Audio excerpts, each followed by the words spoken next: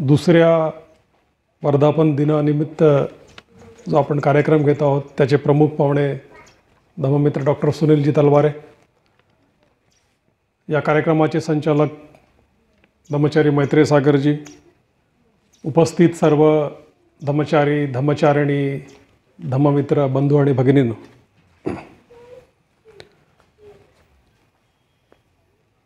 धम्मचारी मैत्रेय सागर यांनी सांगितलं की आजचा जो दिवस आहे 1 जानेवारी 2025 एक प्रकारे विविध गोष्टींनी म्हणजे त्याचा समावेश आजच्या दिनी करता येईल। 1 जानेवारी 2022 साली आपण या शिबिर केंद्राच्या पहिल्या इमारतीचं उद्घाटन केलं होतं। तेव्हा ती इमारत पूर्ण पण नव्हती, फक्त नुकता खालचा हॉल तयार, आपण तोही पूर्ण तयार नव्हता। तर त्याचं उद्घाटन आपण केलं आणि आज आपण दुसरा वर्धापन दिवस साजरा करत आहोत। सोबतच भीमा कोरेगाव इथे जी घटना घडलेली आहे, जे महार लोकांनी आपलं स्वातंत्र्य प्राप्त करण्यासाठी जे झटलेत, त्या शौर्य दिनाचा पण वर्धापन दिवस आहे आणि सोबतच नवीन वर्ष आहे 2025चा पहिला दिवस। आणि आज आपण नुकतीच या केंद्राच्या मदतीसाठी जी स्मरणिका काढलेली आहे त्याचं विमोचन आपण केलेलं आहे। तर त्या अनुषंगाने या तीनही दिवसाच्या चारही बाबींच्या मी आपणा सर्वांना हार्दिक शुभेच्छा देतो। जसं मी बोललो की 1 जानेवारी 2022 मध्ये या केंद्राच्या पहिल्या इमारतीचं आपण उद्घाटन केलं आणि गेल्या 1.5 वर्षात तसं मैत्रेय सागर आणि सुनीलजी तलवारे यांनी सांगितलेलं आहे की अनेक शिबिरांचं आयोजन या शिबिर केंद्राच्या माध्यमातून आपण केलेलं आहे। जवळपास दर महिन्यात कुठल्या ना कुठल्या ॲक्टिव्हिटीज आपण करण्याचा प्रयत्न केलेला आहे आणि इथे राहणारी छोटी चमू आहे। अगदी तसं त्यांनी सांगितलं की विवेक सागरजी आहेत, प्रकाशरत्न आहेत, लोकनाथ आहेत आणि अधेमध्ये आम्ही लोक येत राहतो। सोबत तिथे स्थानिक काम करणारे काही लोक आहेत। तर छोटी चमू जरी असली तरी या लोकांनी अगदी सहृदयानं लोकांचं इथे स्वागत केलेलं आहे आणि इथे जे जे कार्यक्रम आपण गत 2 वर्षात किंवा 1.5 वर्षात चालवले त्याला एक प्रकारे यशस्वी केलेलं आहे आणि खूप कमी दिवसात या केंद्राची कीर्ती म्हणजे पसरलेली आहे। आपणापैकी काही लोक गेल्या 2 वर्षात जे काही कार्यक्रम झालेले आहेत त्याला उपस्थित राहिले असाल आणि गेल्या वर्षी म्हणजे 2024 मध्ये 2दा, म्हणजे एकदा फेब्रुवारीमध्ये आणि आताच काही महिन्यापूर्वी ऑक्टोबरमध्ये धम्मचारी दीक्षेचे कार्यक्रमसुद्धा या केंद्रामध्ये आपण घेतलेले आहे। म्हणजे धम्मचारी दीक्षा एखाद्या नवीन केंद्रावर होणं म्हणजे खूप मोठी अशी बाब आहे, परंतु ज्या उद्देशानं सुदर्शन यांनी ही भूमी त्यांच्या मालकीची दान दिली, त्यांनी जे स्वप्न पाहिलं की धम्मप्रचार आणि प्रसाराच्या दृष्टिकोनातून इथे लोक घडले पाहिजेत, प्रशिक्षणाचे कार्यक्रम राबवलेले पाहिजेत, तर त्या दृष्टिकोनातून निश्चितच एक भरीव कार्य गेल्या 1.5-2 वर्षात झालेलं आहे। आणि या केंद्राच्या निर्मितीसाठी आणि चालवण्यासाठी अनेक लोकांनी मदत केलेली आहे, शेकडो लोकांनी मदत केलेली आहे। त्यापैकी आपणापैकी इथे काही लोक उपस्थित आहेत की जे सातत्यानं या शिबिर केंद्राच्या धम्म प्रशिक्षण केंद्राच्या भरभराटीसाठी म्हणजे काम करत आलेले आहेत, अगदी मुक्त हस्ते दान देत आहेत। तर त्या सर्वांचं मी मनपूर्वक आभार मानतो। म्हणजे आज ही जी स्मरणिका काढलेली आहे त्या स्मरणिकेमध्ये सुद्धा अनेक शुभेच्छाच्या माध्यमातून दानाच्या माध्यमातून अनेक लोकांनी या धम्म प्रशिक्षण केंद्राच्या मदतीसाठी सदळ हातानं दान दिलेलं आहे, तर ते खूपच उल्लेखनीय आहे. या कार्यक्रम संपल्यानंतर ही स्मरणिका आपण प्रत्येकाने म्हणजे घेऊन जावी. नुसतं येथे जाहिराती नाही आहेत, तर म्हणजे मला वाटतं पहिल्यांदा आपण जे 4 कलर म्हणतो आपण, रंगीत स्मरणिका काढलेली आहेत. आणि पूज्य उर्गेन संरक्षितजी आणि जे काही निवडक धम्मचारी आहेत, सोबती आहेत, मैत्रीवीर नागार्जुन आहेत, यांचे लेख या महत्त्वपूर्ण म्हणजे प्रसंगानुरूप जे काही लेख लिहिलेला आहे आणि आजच्या काळामध्ये ज्या लेखांचं अतिशय महत्त्व आहे असे काही लेख आपण प्रकाशित केलेले आहेत. तर जाताना मग याचं लागतच मूल्य 100 रुपयाच्या वर आहे, पण एक पुन्हा दान म्हणून आपण हे 100 रुपयाचं शुल्क ठेवलेलं आहे. तर आपण एकच नाही तर 2-4 घेऊन जावं आणि आपले नातेवाईक आहेत, मित्र आहेत, त्यांना एक प्रकारे नववर्षाची भेट म्हणून सुद्धा आपण ही स्मरणिका देऊ शकतो. या केंद्राचं नावच आपण धम्म प्रशिक्षण केंद्र ठेवलेलं आहे. म्हणजे आपण शिबिर केंद्र आहे हे, परंतु आपण याला सुदर्शन भूमी धम्म प्रशिक्षण केंद्र म्हणतो. सुदर्शन दिवंगत धम्मचारी, वरिष्ठ धम्मचारी होते की ते याच जाखेगावमधून आलेले होते. त्यांचं बालपण, त्यांचा जन्म या गावात झाला आणि त्रिरत्न बौद्ध महासंघाचे एक वरिष्ठ धम्मचारी होते आणि त्यांनीही आपल्याला जागा दान दिली आणि या परिसरात विशेषतः भंडारा क्षेत्रामध्ये मोठ्या प्रमाणामध्ये धम्म प्रशिक्षणाचं काम व्हावं याचं स्वप्न त्यांनी पाहिलं होतं आणि म्हणून या केंद्राचं नाव आपण सुदर्शन भूमी धम्म प्रशिक्षण केंद्र असं केलेलं आहे. तर मग आपण सर्वांना माहीत आहे की धम्म प्रशिक्षण म्हणजे नेमकं काय आहे. कदाचित काही लोक नवीन असतील, त्यांना या शब्दानुरूप समजत असेल की धम्म प्रशिक्षण म्हणजे धम्माचं प्रशिक्षण, धम्माचं ट्रेनिंग ज्याला आपण म्हणूया. तर या अनुषंगानं आजच्या प्रसंगी मी थोडक्यात बोलण्याचा प्रयत्न करणार आहे. धम्म प्रशिक्षण जर पाहिलं आपण तर ही एक प्राचीन बौद्ध परंपरा आहे. म्हणजे भगवान बुद्धांनी, त्यांना ज्ञानप्राप्ती झाली बुद्धगयेला आणि तिथून ते सारनाथला गेलेत, जे 5 परिव्राजक आहेत त्यांना भेटण्यासाठी. आणि सर्वप्रथम त्यांनी आपला जो धम्मोपदेश त्या 5 परिव्राजकांना सांगितला. तिथून धम्म प्रशिक्षणाची सुरुवात झाली की असा धम्म जो लोककल्याणासाठी, जो बहुजनांच्या हितासाठी आणि बहुजनांच्या सुखासाठी कल्याणकारी आहे, सुखकारक आहे. तर अगदी आपल्या महापरिनिर्वाणापर्यंत बुद्धानं हे प्रशिक्षण अनेक लोकांना दिलं. राजाला सांगितलं, सेवकांना सांगितलं, दासीला सांगितलं, पंडिताला सांगितलं. अनेक लोकांना त्यांनी जीवनाचा मार्ग ज्याला आपण म्हणूया, सुखाचा मार्ग म्हणूया, कल्याणाचा मार्ग म्हणूया, तो दिला. आणि ती परंपरा आजही अबाधित आहे. असं म्हणतात की एक दिवस या भारतामध्ये, जम्बूद्वीपामध्ये अनेक प्रशिक्षण केंद्र होते आणि लाखो बौद्ध भिक्षू होते की जे प्रशिक्षणाचं कार्य करायचे. असं म्हणतात की जगाला लिहिता वाचता येत नव्हतं व्यवस्थित, तेव्हा भारतामध्ये जम्बूद्वीपामध्ये 27 विश्वविद्यालय होते. 27, एक नाही 27. कदाचित आपण इथे जवळच आहोत रामटेकच्या मनसरला, तर तिथेही एक मोठं बौद्ध विद्यापीठ किंवा भद्रावती आहे, तिथेही एक मोठं धम्म प्रशिक्षण केंद्र असेल अशी आपण कल्पना करू शकतो. आणि ह्या धम्म प्रशिक्षणाच्या माध्यमातूनच, ह्या धम्म केंद्राच्या माध्यमातूनच, बौद्ध विश्वविद्यालयाच्या माध्यमातूनच आणि तिथे राहणारे जे अनेक बौद्ध पंडित अरहंत लोक होते, त्या लोकांनी हा बुद्धाचा वारसा आतापर्यंत आपल्यापर्यंत पोहोचवलेला आहे. तर हे जे प्रशिक्षण आहे, धम्म प्रशिक्षण आहे,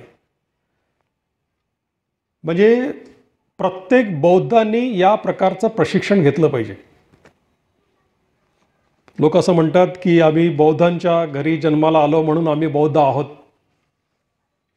किंवा आपल्या सर्टिफिकेटवर आपण बौद्ध लावलं म्हणून आपण बौद्ध आहोत, किंवा आपल्या घरी बौद्ध परंपरेनुसार संस्कार घडतात म्हणून आपण बौद्ध आहोत, असं आपल्याला वाटतं. परंतु आपण सारेजण धम्म शिकत आहात, जाणता आहात की बौद्ध हे बनावं लागतं. आणि विशेषत्वानं जे लोक आपल्यापेक्षा प्रगत आहेत, जे लोक आपल्यापेक्षा अनुभवी आहेत, त्यांच्यासोबत राहून धम्म शिकावा लागतं. म्हणजे या शिबिर केंद्राच्या माध्यमातून आपण तेच काम करण्याचा प्रयत्न करत आहोत की जे आपले अधिक अनुभवी लोक आहेत, वरिष्ठ लोक आहेत, जे योग्य मार्गदर्शन करू शकतात, तर त्यांच्यासोबत राहून, त्यांच्या समवेत राहून, त्यांचा जो अनुभव आहे तो ऐकून लोक धम्म प्रशिक्षण घेत आहेत. जेव्हा आपण डॉक्टर बाबासाहेब आंबेडकर यांनी भगवान बुद्ध आणि त्याचा धम्म हा ग्रंथ जर वाचला, तर या ग्रंथामध्ये सुद्धा डॉक्टर बाबासाहेब आंबेडकर धम्माचे 2 प्रमुख उद्देश सांगतात. ते म्हणतात की धम्माचा पहिला उद्देश म्हणजे माणसाला प्रार्थना, धार्मिक विधी, यज्ञयान करण्याऐवजी त्याच्या नैसर्गिक प्रवृत्तीला वळण लावणे होय, म्हणजे सुसंस्कृत करणे होय. हा धम्माचा पहिला उद्देश. की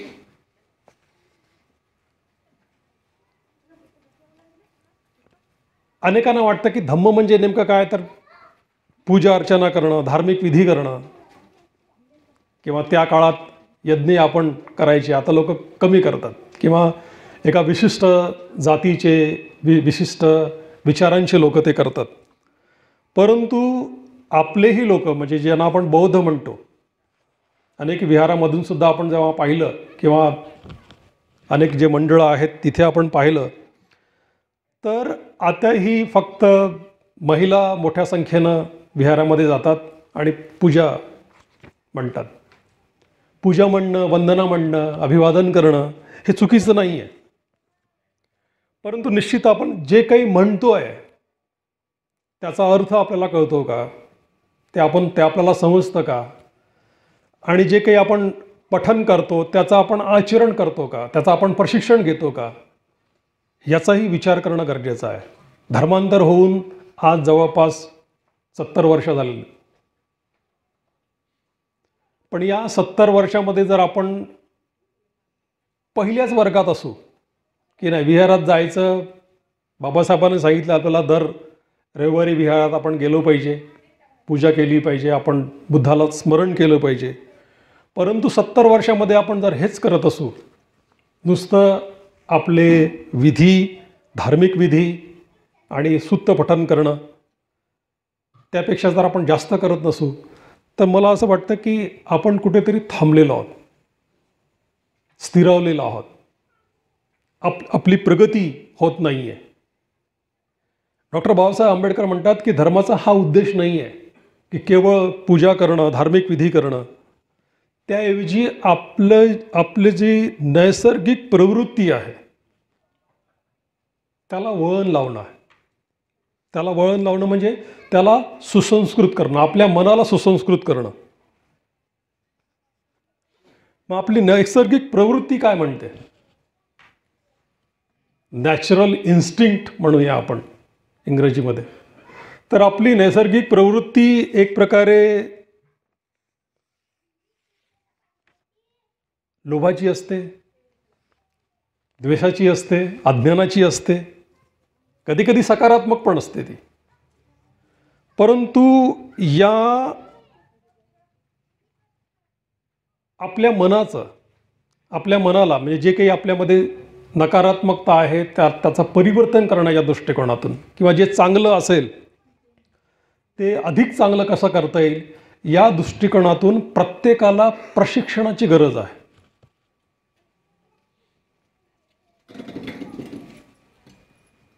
नुसतं पूजापाठ, विधी, कार्यक्रम यामध्ये अडकून न पडता आपल्यामध्ये कसं परिवर्तन होईल ह्या दृष्टिकोनातून आपल्याला विचार करणं गरजेचं आहे.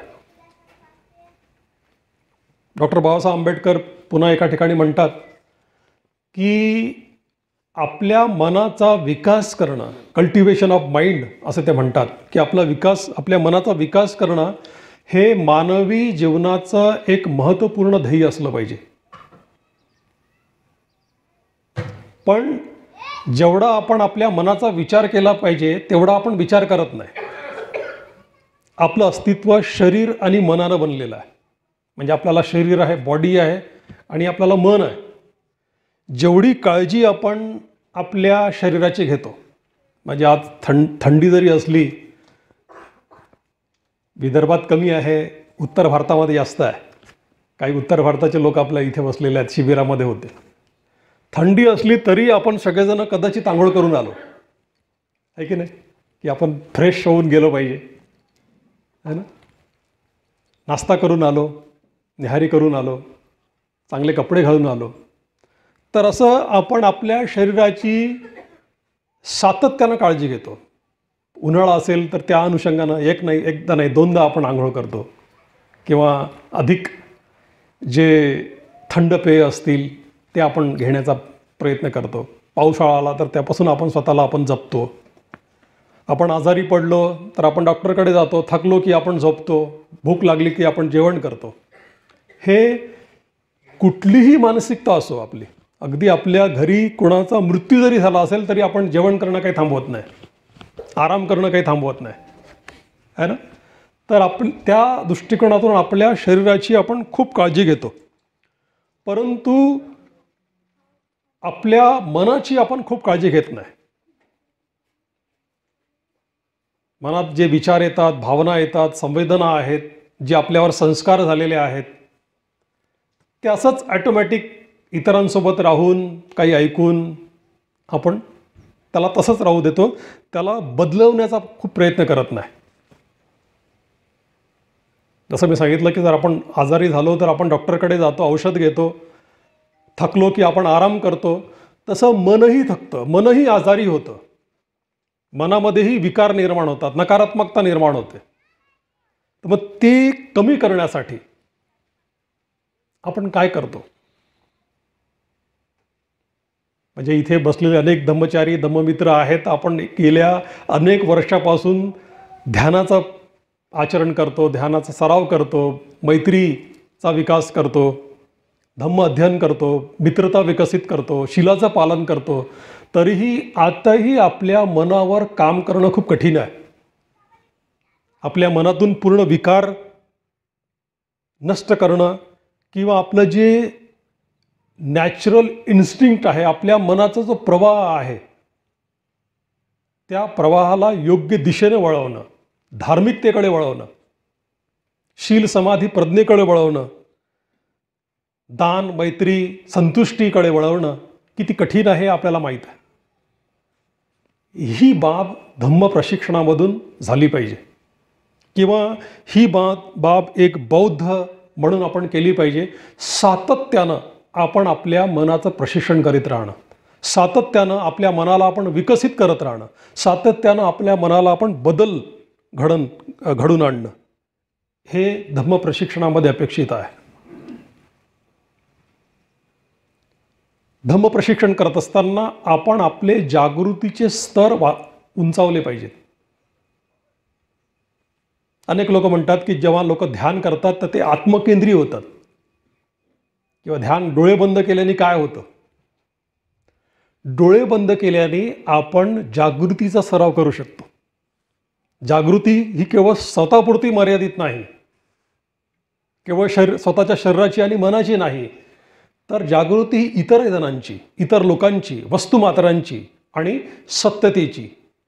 अशा प्रकारे आपण ही जागृती विकसित करू शकलो आणि आपल्या जागृतीचा स्तर ज्याला आपण म्हणूया, आपल्या चेतनेचा स्तर ज्याला आपण म्हणूया, आपल्या मनाचा स्तर ज्याला आपण म्हणूया, हा कनिष्ठ उत्क्रांतीपासून उच्च उत्करापर्यंत आपण घेऊन गेलो, हे धम्म प्रशिक्षणामध्ये अपेक्षित आहे.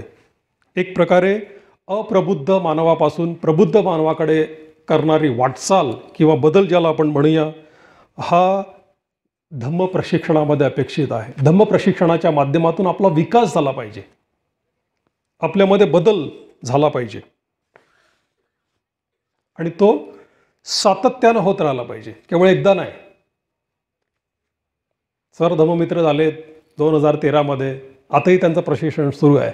मी धम्मचारी झालो 1992मध्ये. आताही मला असं वाटतं की मी जे समजतो ते खूप छोटं आहे, जे समजत नाही ते खूप मोठं आहे. अजूनही आपल्याला आपल्यामध्ये बदल घडून आणणं आवश्यक आहे. बदलाचा अर्थ होतो उमलणं. तुम्ही म्हणाल की आपल्यामध्ये बदल घडायचा आहे, तर जसं फूल जसं उमलतं तसं आपलं व्यक्तिमत्व उमललं पाहिजे. किंवा फुलांच्या पाकळ्या जशा उकलतात तसं आपलं व्यक्तिमत्व उकललं पाहिजे. म्हणजे जसं बाबासाहेब आंबेडकर म्हणतात की आपली जी सहज स्वाभाविक मानसिक प्रवृत्ती त्याच्यासोबत न जाता की जी प्राणीजन्य जाणीवासारखी आहे. म्हणजे मी सांगितलं की आपली सहज प्रवृत्ती ही लोभाची आहे, आसक्तीची आहे, अज्ञानाची आहे, भेद करणारी आहे. तर ही जी मानसिकता आहे, हा जो आपला स्वभाव आहे, त्या स्वभावाला परिवर्तित करून आपण उमललं पाहिजे, आपण विकसित झालं पाहिजे. जसं मी सांगितलं की आपल्या जागृतीचा विकास, आपल्या भावनेचा विकास आपण या प्रशिक्षणाच्या माध्यमातून केला पाहिजे. आपल्या चेतनेचा विकास आपण या प्रशिक्षणाच्या माध्यमातून केला पाहिजे. पूज्यवर्गीय संघरक्षकजी 3 प्रकारच्या चेतना सांगतात. एक सामूहिक चेतना ज्याला आपण म्हणतो की जी गटाची चेतना आहे, आणि ती पण एक स्वाभाविक मानसिक प्रक्रिया आहे की माणूस, समाज हा गटाने राहतो आणि हे लोक आपले आणि हे लोक दुसरे असा आपण विचार करतो. जे लोक आपल्याशी सलोख्यानं, मैत्रीनं, आपुलकीनं वागतात हे लोक माझे आहेत, आणि जे आपल्या विचारांशी विरोधी आहेत किंवा जे आपल्या मतासारखे वागत नाहीत ते लोक आपले विरोधी किंवा दुसरे लोक आहेत असा आपण विचार करतो. तर ही एक प्रकारची सामूहिक आणि गटाची चेतना आहे. त्यानंतर पूज्यवर्गीय संघर्षजी म्हणतात की त्यातून परिवर्तन आपण व्यक्तिगत चेतनेमध्ये केलं पाहिजे. व्यक्तिगत चेतना ही स्वतःविषयी जागृत आहेत, स्वतःच्या शरीराविषयी, स्वतःच्या मनाविषयी, स्वतःच्या गरजाविषयी जागृत आहेत. जाणीव ज्याला आपण म्हणूया की ती प्राण्यांच्या जाणीवेपेक्षा थोडी वेगळी आहे. प्राणीजन्य जाणीव जी आहे ती फक्त आपल्याला भूक लागली तर काहीतरी प्राप्त केलं पाहिजे, आपल्या इंद्रियाला आपण सुरक्षित ठेवलं पाहिजे, काहीतरी थ्रेट असेल, भय असेल, तिथून आपण आपल्या स्वतःचं रक्षण केलं पाहिजे, एवढ्यापर्यंतच, किंवा गटाने राहिलं पाहिजे. प्राणी लोकसुद्धा गटाने राहतात. तर ह्या सामूहिक किंवा गटाच्या चेतनेपासून आपण व्यक्तिगत चेतनेमध्ये आपल्या चेतनेचं परिवर्तन, आपल्या मनाचं परिवर्तन केलं पाहिजे. आणि व्यक्तिगत चेतनेपासून प्रबुद्ध अवस्थेपर्यंत, जी सर्वोच्च ज्याला चेतना आपण जे म्हणूया, सर्वोच्च मन म्हणूया, त्या प्रबुद्ध चेतनेपर्यंत आपण आपलं परिवर्तन केलं पाहिजे. हे आपल्या विकासामध्ये अपेक्षित आहे आणि हे सातत्यानं घडत राहिलं पाहिजे, एकदा नाही. पण सामूहिक चेतना हा एक प्रकारे आपला मानवी स्वभाव आहे, हा प्राणीजन्य स्वभाव आहे, ते काही गटानं राहतो. आणि एक प्रकारे ही आजच्याच जगाची समस्या नाही आहे, तर ही शेकडो हजारो वर्षापासून चालत आलेली समस्या आहे की माणूस हा विभाजन करतो, गट निर्माण करतो, माझं आणि इतरांचा असा भेद करतो, फरक करतो, आणि त्यातूनच संघर्ष निर्माण होतो. म्हणजे आज जगामध्ये जो संघर्ष आहे तो आपण जगाचा वेगळेपणा स्वीकारलेला नाही आहे. इतरांमध्ये जो वेगळेपणा आहे, भिन्नता आहे, ती आपण स्वीकारलेली नाही आहे. त्याच्यामुळे या जगामध्ये अनेक समस्या निर्माण झालेल्या आहेत. आपल्याला वाटतं की प्रत्येकजण आपल्यासारखं असलं पाहिजे. शक्य नाही. आपण सगळे काही रोबोट नाही आहोत, यंत्रमानव नाही आहोत. रोबोट असतो तर आपण एकसारखे असतो, है ना. आपल्या हाताची 5ही बोटं सारखे नाही आहेत. आहेत का नाही आहेत? सारखे नाही आहेत, हीच याची विशेषता आहे. म्हणजे आपल्या हाताचे 5 बोट सारखे असते तर आपण मूठ आवळू शकलो नसतो, बांधू शकलो. कुठली गोष्ट उचलणं आपल्याला कठीण झालं असतं. तसंच समाजामध्ये आहे की सगळे लोक एकसारखेच असले तर जी भिन्नता आहे तीच तर म्हणजे एक प्रकारची ताकद आहे की माणूस वेगवेगळ्या दृष्टिकोनातून विचार करू शकतो. वेगवेगळ्या अँगलनी जगाकडे, जीवनाकडे आपण पाहू शकतो. तर ती भिन्नता आपण स्वीकारली पाहिजे. आपल्या मनाला कुठेतरी खुलं आपण केलं पाहिजे, ज्याला इंग्रजीमध्ये इन्क्लुझिव्ह म्हणतो, एक्सक्लुझिव्ह नाही. तर बौद्ध समाज हा सर्वसमावेशक समाज असला पाहिजे. मैत्री ही जसं आपण करतो की सर्वांसाठी करतो, आपण काही विशिष्ट लोकांसाठी आपण मैत्री करत नाही. म्हणजे या भारतामध्ये आजकाल जे चाललेलं आहे की एका विशिष्ट समाज मोठा झाला पाहिजे आणि त्यानुसार राष्ट्र बनलं पाहिजे, असा बौद्ध धम्म विचार करत नाही. अशा प्रकारची बौद्ध शिकवण नाही की आमचंच वर्चस्व असलं पाहिजे. बौद्ध धम्म हा सर्व सजीवांच्या, सर्व प्राणीमात्रांच्या सुखाची आणि कल्याणाची भावना करतो. सब्बे सत्ता सुखी होंतु. तर त्या दृष्टिकोनातून हा केवळ मंत्रपठन असता कामा नये, तर हा आपल्या जीवनाचा मंत्र, आपल्या आचरणाचा मंत्र असला पाहिजे की आपण सर्वांना आपल्या आनंदात, सर्वांना आपल्या सुखात, सर्वांना आपल्या सकारात्मकतेमध्ये सहभागी घेऊ. तर त्या दृष्टिकोनातून जर आपण प्रयत्न केला तो खरा विकास आहे. ही बाब धम्म प्रशिक्षणातून अपेक्षित आहे. धम्मजीवन जगत असताना आपल्याला अनेक समस्या निर्माण होऊ शकतात. आंतरिक समस्या निर्माण होऊ शकतात, बाह्य समस्या निर्माण होऊ शकतात. आंतरिक समस्येमध्ये आपल्या मनाच्या समस्या आहेत, आपल्या व्यक्तिगत समस्या आहेत, कौटुंबिक समस्या आहेत, आर्थिक समस्या आहेत आणि काही बाह्य समस्या आहेत, समाजामध्ये काही समस्या आहेत. तर ह्या सर्व समस्यावर मात करत आपल्याला परिवर्तित करणं हे बौद्ध म्हणून अपेक्षित आहे आणि त्या दृष्टिकोनातून आपण काम केलं पाहिजे. आणि ह्या सर्व समस्याला मात करण्यासाठी बौद्ध धम्मामध्ये आपल्याला ध्यान साधना, शीलपालन, धम्म अध्ययन आणि कल्याण मित्रता ह्या बाबी आपल्याला मदत करतात. त्याचा एक प्रकारे उपयोग घेऊन, त्याचा आधार घेऊन आपण अधिकाधिक सकारात्मक होऊ शकलो आणि या बाबीचा ध्यानसाधना असेल, शीलपालन असेल, धम्म अध्ययन असेल, कल्याण मित्रता असेल, यांचा जर आधार घेऊन किंवा शुद्ध पठणसुद्धा असू शकेल, पूजा पण असू शकतं. पूजा ही केवळ महिलांनीच करायची किंवा जे लोक शक्तिशाली नाही आहेत त्यांनीच करावी असं काही नाही.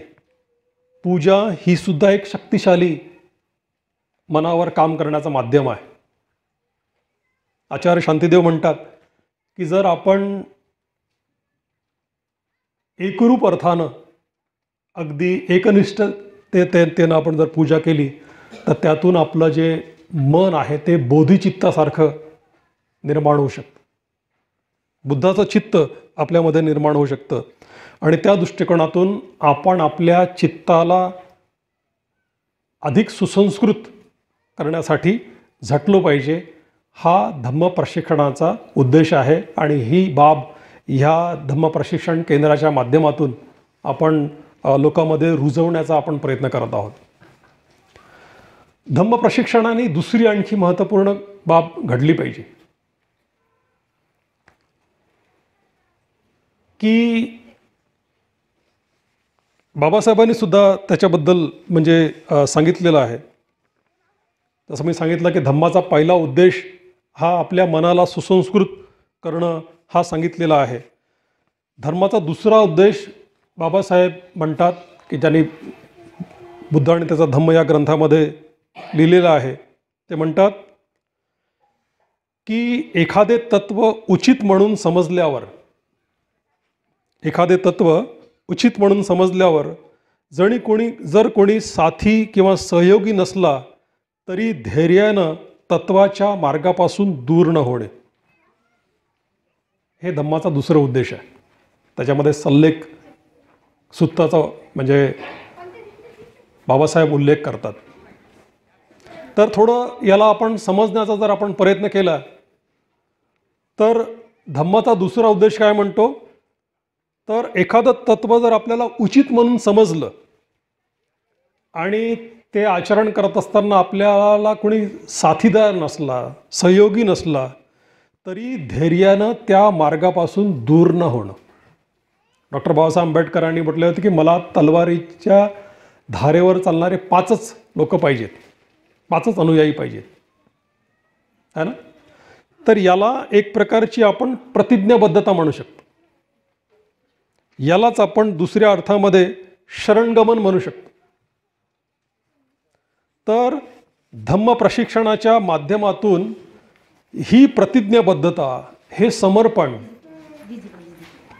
ज्याला इंग्रजीमध्ये आपण कमिटमेंट म्हणतो, हे निर्माण झालं पाहिजे. जर लोक समर्पित होत नसतील, जर लोक कमिट होत नसतील, जर लोक प्रतिबद्ध होत नसतील, जर लोक अनुसरण करत नसतील तर ते योग्य प्रशिक्षण नाही असं मी समजतो. आणि बौद्ध धम्म या भारतामध्ये आणि भारताच्या बाहेरही विकसित झाला आणि आजही टिकून आहे. याचं एक महत्त्वपूर्ण कारण आहे की ही प्रशिक्षण पद्धती कुठेतरी चालत राहिली आणि प्रशिक्षित किंवा कमिटेड ज्याला आपण म्हणूया, समर्पित ज्याला आपण लोक म्हणूया, ते लोक निर्माण झालेत. आणि आजही जगामध्ये असे बुद्ध धम्म संघाला समर्पित लोक आहेत, म्हणून बौद्ध धम्म जिवंत आहे.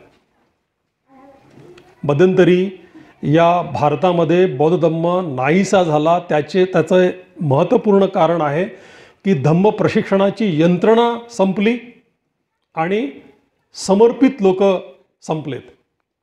त्यांची कत्तल झाली म्हणा किंवा ते नाहीसे झालेत म्हणा, दुसऱ्या देशामध्ये गेले म्हणा. आणि हे बौद्ध धम्माच्या ऱ्हासाचं एक प्रमुख कारण आहे. आजही आपल्याला विदर्भामध्ये, महाराष्ट्रामध्ये, भारतामध्येही खूप बौद्ध लोक दिसतात, बाबासाहेबांना मानणारे लोक दिसतात. परंतु बाबासाहेबांच्या विचारानुसार जर समर्पित लोक नसतील, त्यानुसार आचरण करणारे लोक नसतील, तर बाबासाहेब, भगवान बुद्ध केवळ पुस्तकांमध्ये मर्यादित राहील. आणि काही प्रमाणात ते आहे. बाबासाहेबांनी खूप सारी पुस्तकं लिहिलेली आहेत. आपल्या घरी खूप पुस्तकं आहेत. किती वाचलेले आहेत आणि किती पुस्तकं आपल्याला समजतात, आणि जे बाबासाहेबांनी बोललेलं आहे त्याच्यानुसार आपण किती आपल्या जीवनामध्ये उतरवतो, त्याला आपण किती समर्पित होतो, तर हा प्रश्न आपण स्वतःला विचारला पाहिजे. जर बाबासाहेबांचे विचार लोकांपर्यंत पोहोचायचे असतील आणि लोकांपर्यंत नाही तर आपलंच जीवनाचं जर कल्याण करायचं असेल तर त्याला आपण गंभीरपणे विचार करणं गरजेचं आहे. त्यांच्या शब्दांना, त्यांच्या शिकवणींना समर्पित होणं, अनुसरणाची आवश्यक आहे. जे जे चांगलं आहे, जे जे उच्च आहे, जे जे मानवाच्या कल्याणासाठी योग्य आहे, त्या बाबीला एक बौद्ध म्हणून आपण समर्पित झालो पाहिजे. उच्च जीवनाला, उच्च मूल्यांना ज्याला आपण म्हणूया, शीलाला ज्याला आपण म्हणूया, नैतिकतेला म्हणूया, उच्च मार्गाला आपण म्हणूया, आपण समर्पित झालो पाहिजे. डॉक्टर बाबासाहेब आंबेडकर भगवान बुद्ध आणि त्याचा धम्म या ग्रंथामध्ये जो दुसरा धर्माचा उद्देश सांगितलेला आहे, त्याच्यामध्ये सल्लेख सुत्ताचा मी उल्लेख केला. ते म्हणतात की त्याच्यामध्ये त्यांनी अष्टांग मार्गाचा उल्लेख केलेला आहे की जरी लोक मिथ्या विचार, मिथ्या वाणी, मिथ्या व्यवहार आचरण करत असले तरी मी तसं करणार नाही. मी सम्यक संकल्प, सम्यक दृष्टी, सम्यक वाणी, सम्यक आजीविका याचं आचरण करीन. म्हणजे धम्म मार्गानुसार मी माझं जीवन यापन करील असा त्या उद्देशामध्ये बाबासाहेब म्हणतात. आणि डॉक्टर बाबासाहेब आंबेडकरांनी आपणा सर्वांना हीच अष्टांग मार्ग 22 प्रतिज्ञेमध्ये सांगितलेला आहे. 22 प्रतिज्ञेमध्ये म्हणतात की मी एक प्रतिज्ञा आहे की मी अष्टांग मार्गाचं पालन करीन. आपण आर्य अष्टांगिक मार्गानुसार आपण जीवन यापन केलं पाहिजे. सोबतच आपण समर्पित झालो पाहिजे की बाबासाहेबांनी जी नवसमाजाची कल्पना आपल्या पुढे मांडलेली होती, जातीविहीन समाज, प्रबुद्ध भारत, हे जे स्वप्न पाहिलं होतं त्या स्वप्नाला सुद्धा आपण समर्पित झालं पाहिजे. ते स्वप्न बाबासाहेबांनी पाहिलं. बाबासाहेब आपल्यामध्ये आज नाही आहेत, तर त्यांचे अनुयायी म्हणून ते स्वप्न साकार करण्याची जबाबदारी आपली आहे. आणि त्या दृष्टिकोनातून आपण काय करू शकतो त्या दृष्टिकोनातून विचार करणं गरजेचं आहे. विवेक सागर यांनी माझा परिचय करून देताना ते बोलले की मी अगदी तरुणपणामध्येच बौद्ध धम्माच्या संपर्कामध्ये आलो आणि बाबासाहेबांच्या विचाराने, बुद्ध धम्माने मी खूप प्रभावित झालो. माझ्या तरुणपणी जर मला अनेक बाबीपैकी कुठल्या एका बाबींनी प्रभावित केलं असेल तर ते हेच आहे, नवसमाजाचं स्वप्न. स्वतंत्रता, समता आणि बंधुता या 3 सूत्रावर जातीविहीन समाज निर्माण होऊ शकतो. एक नवा समाज निर्माण होऊ शकतो की ज्याची आजच्या जगाला नितांत गरज आहे. नवसमाजाची प्रत्येक कुटुंबाला, प्रत्येक समाजाला, प्रत्येक देशाला गरज आहे. कारण की मी सांगितलं की आज विभाजन, गटबाजी, पिळवणूक, भेदाभेद ही एक खूप मोठी समस्या आहे. आणि जोपर्यंत लोक मोठ्या प्रमाणात ह्या प्रबुद्ध समाजाच्या, प्रबुद्ध भारताच्या, जातीविहीन समाजाच्या, नवसमाजाच्या संकल्पनेला प्रतिबद्ध होत नाही, कमिट होत नाही, माझं कुटुंब जे आहे त्या कुटुंबाला मला अधिक चांगलं कुटुंब करायचं आहे, माझा जो समाज आहे त्या समाजाला मी अधिक चांगला समाज केला पाहिजे, माझा जो देश आहे, हे जग आहे, ह्या जगाला अधिक चांगलं मी केलं पाहिजे, तर त्या दृष्टिकोनातून आपल्या प्रत्येकाचं योगदान त्याच्यासाठी असणं आवश्यक आहे. आणि ते घडवण्यासाठी आपण सर्वांनी समर्पित झालं पाहिजे.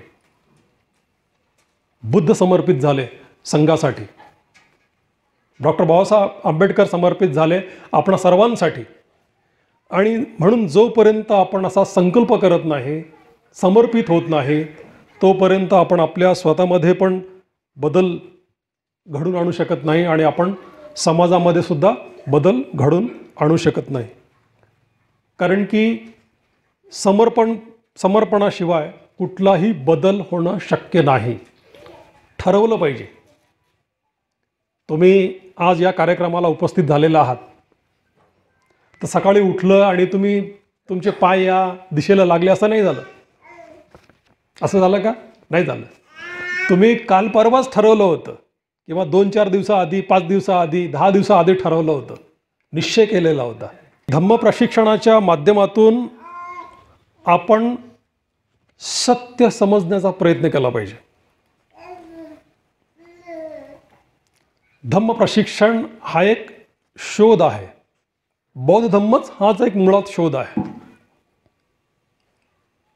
जेव्हा सिद्धार्थ गौतमाने या जगात दुःख पाहिलं, अज्ञान पाहिलं, पीडा पाहिली, तर या जगातील दुःखमुक्तीचा मार्ग काय यासाठी ते 6 वर्ष सातत्यानं शोधत राहिले. अनेक गुरूंना भेटले, अनेक शिकवणी त्यांनी आत्मसात केल्या आणि शेवटी त्यांनी धम्म शोधून काढला. त्यांनी तो शोधला, आपल्याला एक प्रकारे रेडीमेड दिला. आपण आपल्या जीवनाचं सुख, संतुष्टी, समाधान आपण भगवान बुद्धाच्या शिकवणीत, डॉक्टर बाबासाहेब आंबेडकरांच्या शिकवणीत शोधतो का? नाही शोधत. अजूनही आपल्याला वाटतं की आपलं जे सुख आहे ते भौतिक गोष्टीमध्ये आहे.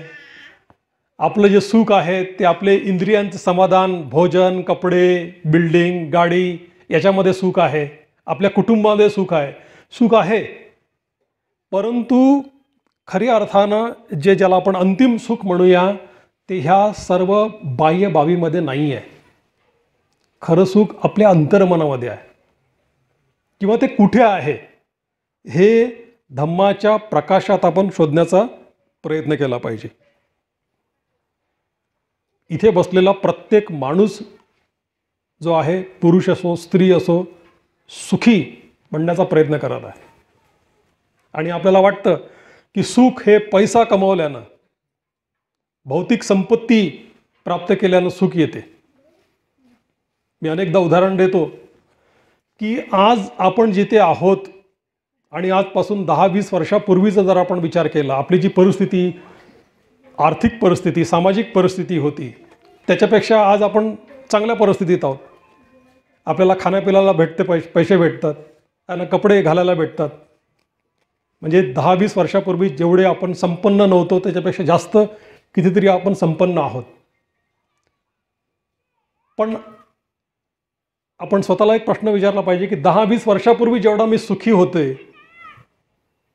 होतो तेवढा मी आज सुखी आहे का? निश्चितच नाही, असं उत्तर येतं. आणि म्हणून जर आपल्याला भौतिक गोष्टीची जर तुलना केली तर भौतिक गोष्टीमध्ये, सुखसंपत्तीमध्ये खरं सुख नाही आहे. पुन्हा डॉक्टर बाबासाहेब आंबेडकर म्हणतात, भगवान बुद्धाने त्याचा धम्म या ग्रंथामध्ये, की तृष्णा त्याग करणं म्हणजे धम्म आहे. आसक्ती त्याग करणं, लोभ त्याग करणं, आपला जो स्वपणा आहे, माझं म्हणणं आहे, असा त्याग करणं म्हणजे धम्म आहे. आणि त्या दृष्टिकोनातून जोपर्यंत ही आसक्ती, हा लोभ जोपर्यंत आपण त्याग करत नाही, जोपर्यंत आपण सोडत नाही, तोपर्यंत आपण बुद्धाच्या मार्गाकडे वळत नाही. म्हणजे एकीकडे बुद्ध आहे आणि दुसरीकडे लोभ आहे, आसक्ती आहे. म्हणूनच बुद्धत्वाला निर्वाणाची अवस्था म्हणतात. वान म्हणजे तृष्णा आणि निर म्हणजे एक प्रकारे नाही किंवा नष्ट करणं. जर आपण आपल्यातला लोभ, आसक्ती त्याचा त्याग केला, सोडून दिलं, तर आपण निर्वाण प्राप्त करू शकतो.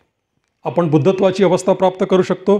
आपण आदर्श जीवन जगू शकतो. तर एक मानव म्हणून आपण खरंच आदर्श जीवन जगण्याचा प्रयत्न करत आहोत काय? किंवा तो शोध घेत आहोत काय? बुद्धत्वाचा शोध घेत आहोत काय? हा आपण प्रयत्न केला पाहिजे. जेव्हा आपण बुद्धं शरणं गच्छामी म्हणतो, केवळ म्हणायला म्हणत नाही, एकदा म्हणतो, दोनदा म्हणतो, तीनदा म्हणतो, है ना, द्वितीयंपी तृतीयंपी म्हणतो आपण, धम्मं शरणं गच्छामी म्हणतो, संघं शरणं गच्छामी म्हणतो. फक्त म्हणायलाच म्हणत नाही. तर त्याचा उद्देश आहे की मी तसं बनण्याचा प्रयत्न करेन. बुद्धं शरणं गच्छामी हा आपला शोध असला पाहिजे की मी माझ्यातलं बुद्धत्व मी शोधून काढेन, त्याला मी विकसित करेन. इतरांमध्ये जो चांगुलपणा आहे त्याच्यासोबत मी संबंध प्रस्थापित करेन. तर अशा प्रकारे आपण आपल्या जीवनामध्ये चांगुलपणा शोधणं, सकारात्मकता शोधणं, इतरांमध्ये सकारात्मकता शोधणं, धम्मामध्ये सत्य शोधणं, हे जर आपण करू शकलो तर मला असं वाटतं की खऱ्या अर्थानं आपण बौद्ध होऊ शकू. तर ही तिसरी बाब धम्म प्रशिक्षणाच्या माध्यमातून झाली पाहिजे की आपण सातत्यानं चांगुलपणा, सकारात्मकता, बुद्धत्व, अंतिम सत्य ज्याला आपण म्हणूया, अर्थपूर्ण जीवन म्हणूया, ते आपण शोधण्याचा प्रयत्न केला पाहिजे. तर ह्या 3 बाबी धम्म प्रशिक्षणातून झाल्या पाहिजे. पहिली बाब आहे की धम्म प्रशिक्षणातून आपला विकास झाला पाहिजे, आपल्यामध्ये परिवर्तन झालं पाहिजे. विशेषत्वानं आपल्या मनाचं परिवर्तन झालं पाहिजे, आपल्या चेतनेचं परिवर्तन झालं पाहिजे. आपल्या मनाला आपण सुसंस्कृत केलं पाहिजे धम्माच्या प्रशिक्षणानं. आणि हे केवळ पुस्तक वाचून किंवा सुत्त पठन करून होत नाही आहे. दरवर्षी पावसाळ्यामध्ये, वर्षावासामध्ये लोक भगवान बुद्ध आणि त्या धम्म हा ग्रंथ वाचतात. तत्पुरतं चांगलं वाटतं, विसरून जातात. तर नुसतं सुत्त पठन करणं किंवा भगवान बुद्ध आणि त्याचा धम्म हा ग्रंथ वाचन करणं तेवढं मर्यादित नाही आहे. तर एक पाऊल त्याच्या आपण पुढे गेलं पाहिजे. त्यातून आपला विकास झाला पाहिजे, त्यातून आपल्यामध्ये बदल घडून आला पाहिजे, आपल्या चित्ताचा विकास झाला पाहिजे, त्याच्यामध्ये परिवर्तन झालं पाहिजे, आपल्या मनाचं परिवर्तन झालं पाहिजे. आणि दुसरी बाब धम्म प्रशिक्षणामधून झाली पाहिजे ती म्हणजे आपण अधिक समर्पित झालो पाहिजे. समर्पित उच्च जीवन जगण्यासाठी, समर्पित बाबासाहेबांचे विचार, बुद्धांचे विचार, त्यांनी पाहिलेलं स्वप्न पूर्ती करण्यासाठी आपण समर्पित झालं पाहिजे, झटलो पाहिजे, संकल्प केला पाहिजे.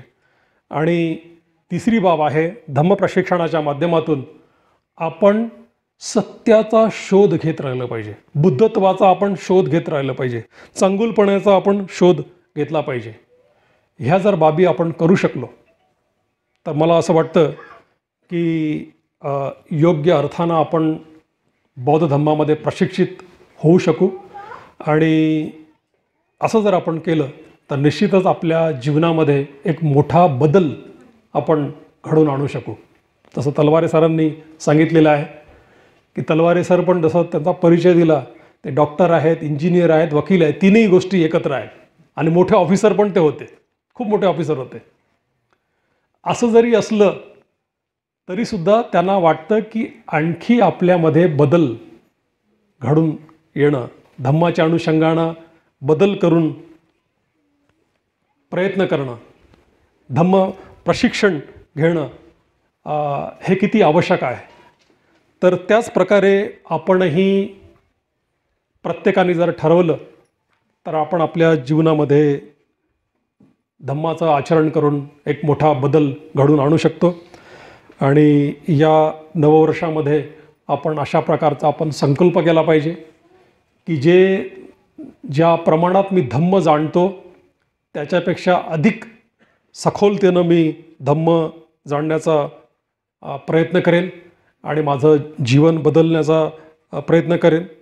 कारण की आज या जगामध्ये आपण पण आहोत, ह्या जगाला केवळ भगवान बुद्धाच्या धम्माची गरज आहे. आणि डॉक्टर बाबासाहेब आंबेडकर म्हणत असत की बौद्ध धम्माचा प्रचार आणि प्रसार करणं ही एक प्रकारची खरी मानवसेवा आहे.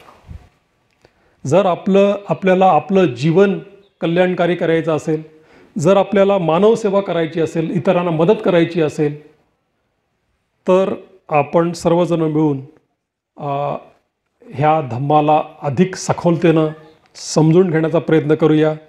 आणि या शिबिर केंद्राच्या माध्यमातून आपण ते करण्याचा प्रयत्न करत आहोत. गेल्या 1.5 वर्षात आम्ही लोकांनी फक्त जे विशेषत्वानं धम्ममित्र आहेत, पुरुष धम्ममित्र आहेत आणि धम्मचारी आहेत, त्यांच्यासाठी आम्ही कार्यक्रम घेतले. परंतु येणाऱ्या वर्षामध्ये जे सर्वसाधारण लोक आहेत, महिला पुरुष आहेत, त्यांच्यासाठी सुद्धा आम्ही काही कार्यक्रम राबवण्याचा प्रयत्न करू. आणि सातत्यानं आपण या शिबिर केंद्राच्या, धम्म प्रशिक्षण केंद्राच्या प्रगतीसाठी मदत केलेली आहे आणि भविष्यातही आपण ती करावी. आता फक्त 2च इमारती आपण इथे केलेल्या आहेत. भविष्यामध्ये अधिक जास्त इमारती निर्माण करून अधिक जास्त लोक या धम्म प्रशिक्षण केंद्राचा लाभ घेतील असा आमचा मानस आहे. तर या स्वप्नामध्ये सुद्धा आपण सर्वजण आम्हाला सहकार्य करू शकता. आजच्या दिनी आपण सर्वांनी मला शांतपणे इथे ऐकून घेतलं त्याबद्दल मी आपणा सर्वांचे मनपूर्वक आभार मानतो. पुन्हा एकदा नववर्षाच्या आपणा सर्वांना आणि धम्मजीवनाच्या खूप खूप शुभेच्छा देतो की येणाऱ्या वर्षात आपलं जे जीवन आहे ते अधिक सुखमय, निरोगी आणि मंगलमय होईल अशी सदिच्छा व्यक्त करून माझं हे वक्तव्य संपवतो. धन्यवाद. जय भीम.